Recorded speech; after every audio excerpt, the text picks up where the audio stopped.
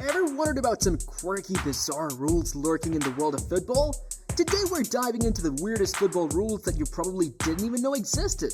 From strange penalties to odd regulations, get ready to have your mind blown as we explore the wacky side of the beautiful game.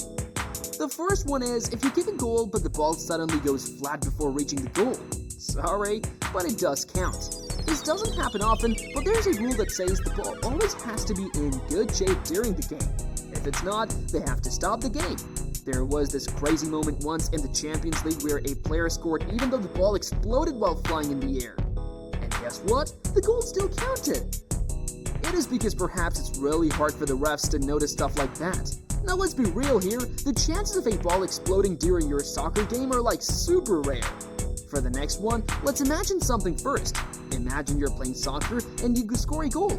It's a moment of pure joy, but if you celebrate in a way that breaks the rules, like taking off your shirt or doing something else that's not allowed, you're still gonna get in trouble.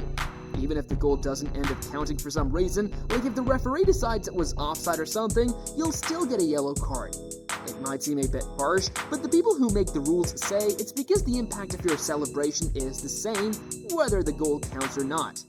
So basically, if you break the celebration rules, don't be surprised if you end up with a yellow card and your goal doesn't even count in the end. And number 3, it is all about the starting of the game. Well, before the game even starts, there's this thing called a red card. If you're not careful, you could get one before the game even begins. Now, you might never have gotten a red card before, but listen up, because this is important stuff. Basically, if you're acting really foolish or getting into it with the ref before the game even starts, they can send you off. Simply it for saying something super rude to the referee or to a player from the other team. Back in 2017, there's this crazy situation where Patrice Evra actually got sent off for attacking a fan during warm-ups. It can get that intense. But for most of us, as long as we're cool and respectful before the game starts, we don't really need to stress about this rule too much. Just keep your head in the game and you'll be good to go. This one is interesting. When a goalkeeper kicks the ball from the goal area, it needs to go outside that big box to be considered in play. If the ball stays inside and someone touches it before it gets out, the kick has to be done again. Joe Hart experienced this in a game against QPR. He didn't kick the ball properly, touched it again inside the box, so the goal scored afterward didn't count. They had to retake the goal kick. In the next rule, when there's a tie in soccer and they have to do those penalty kicks to decide who wins, there's a rule about how many players each team can use for those kicks. It's like if one team loses a player during the regular game, the other team has to also lose one player during the penalty kicks. This happened during the 2006 World Cup final between Italy and France. Zidane got a red card in the 110th minute of the game, leaving France with only 10 players. So when it came to the penalty kicks, Italy had to leave out one player too.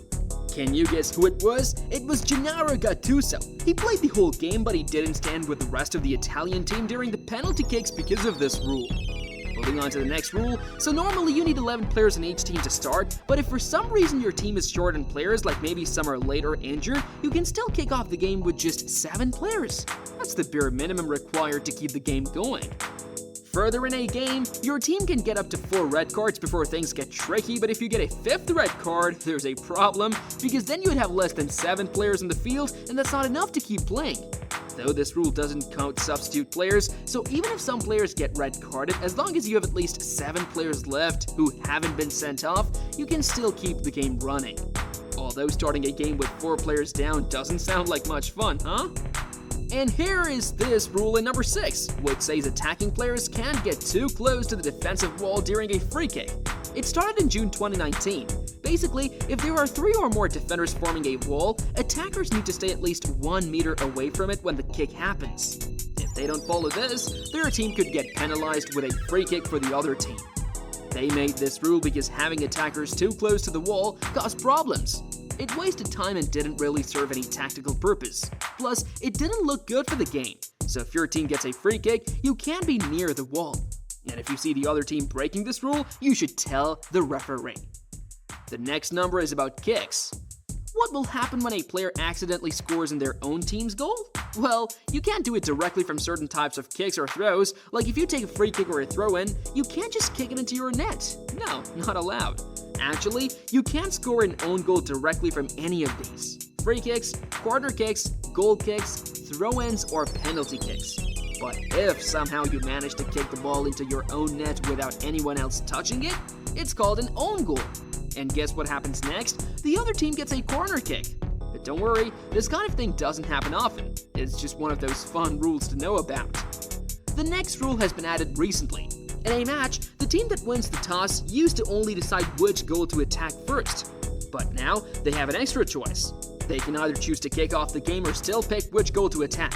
This new rule got added recently to the official football rulebook. It might not seem like a big deal, but it's good to know these little details, right? So next time you watch a match, you'll understand why the team is making that decision. Forwarding to the next rule, so when it comes to penalty kicks, we've got some rules for goalkeepers. First off, when it's time for the penalty, we shouldn't be touching the goalposts, crossbar, or nets, and we can't be moving around too much either.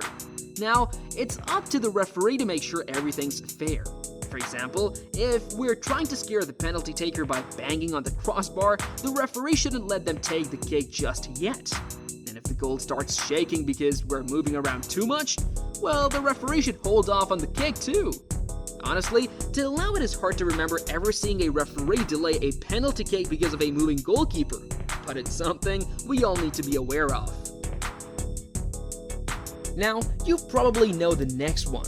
When the goalie throws or kicks the ball away, they can't grab it again until someone else from either team touches it first. If they do grab it before someone else does, the other team gets to kick the ball from where the goalie picked it up, but they can't kick it directly into the goal. You know that rule where you can't pass the ball back to your goalkeeper? Well, some players try to be sneaky and flick the ball up, then chest or head it back to the keeper. But guess what? That's not allowed either. We also have already get a yellow card for trying it, so nice try, but nope, not happening. Let's now dive into the last rule. Alright, let's break down the last rule, number 10. So when it comes to goalies, they can't hold on to the ball for too long after they catch it. There's a limit, and it's set at 6 seconds. Now, usually referees aren't super strict about enforcing this rule, but sometimes, when a goalie holds on to the ball for too long, it can lead to frustration for the other team. For instance, there was this one time when Minila held onto the ball for way longer than allowed. Because of that, the other team got an indirect free kick. It doesn't happen all the time, but it's good to know about this 6-second rule now.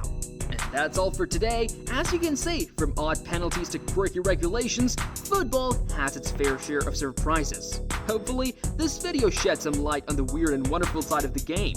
Who knows, maybe next time you're watching a match, you'll catch one of those obscure rules in action. Don't forget to hit like and subscribe for more fun content like this. Until next time, keep kicking and cheering.